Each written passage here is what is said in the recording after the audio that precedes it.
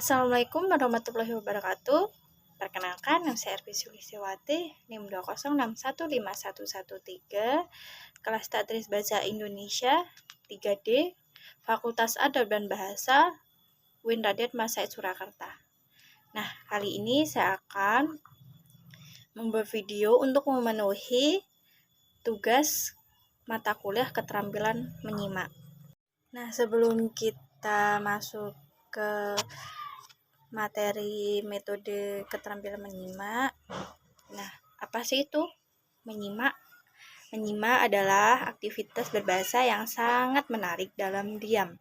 Menyimak berproses, input bahasa dan budaya lalu menyerap secara fungsional. Dalam diam, menyimak memahami, membandingkan, menganalisis, dan menyintesis, lalu mengevaluasi dan berkreativitas. Tanpa suatu metode pembelajaran tidak akan terproses secara efisien dan efektif dalam kegiatan belajar menuju tujuan pendidikan. Metode yang tepat guna akan menjadi penghalang kelancaran jalannya proses belajar mengajar, sehingga banyak tenaga dan waktu yang terbuang sia-sia. Oleh karena itu, metode yang diterapkan oleh seorang guru baru yang berdaya guna dan berhasil jika mampu digunakan untuk tujuan pendidik yang telah ditetapkan. Dalam proses pembelajaran bahasa Indonesia, terutama pada aspek menyimak, metode bercerita merupakan metode yang tepat guna terutama dalam menceritakan kembali setelah siswa mendengar sebuah cerita. Bercerita atau mendongeng seperti yang dikemukakan oleh Malan 1991 bahwa mendongeng adalah bercerita berdasarkan tradisi lisan. Bercerita merupakan usaha yang dilakukan oleh pendongeng dalam menyampaikan isi perasaan, buah pikiran, atau sebuah cerita kepada anak-anak melalui bahasa lisan. Bercerita sangat bermanfaat sekali bagi guru. Bercerita dapat menjadi motivasi untuk mengembangkan daya kesadaran, memperluas imajinasi anak, orang tua, atau mengingatkan kembali bercerita pada berbagai kesempatan. Maksud pada berbagai kegiatan, misalnya pada saat anak-anak sedang bermain, anak-anak menjelang tidur, atau guru sedang membahas tema dengan menggunakan metode bercerita.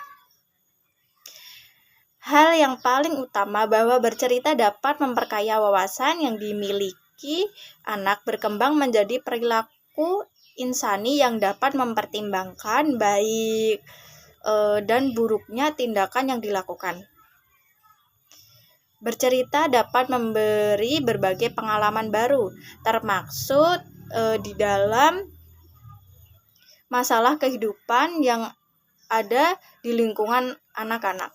Dengan demikian, anak-anak merasakan bahwa dirinya tidak sendirian dalam kehidupannya dan ternyata ada orang lain yang ada di sekitarnya, dan kadang-kadang cerita dalam dongeng tersebut menceritakan dirinya. Nah, kita akan lanjut yaitu ke pembahasan kemampuan menyimak.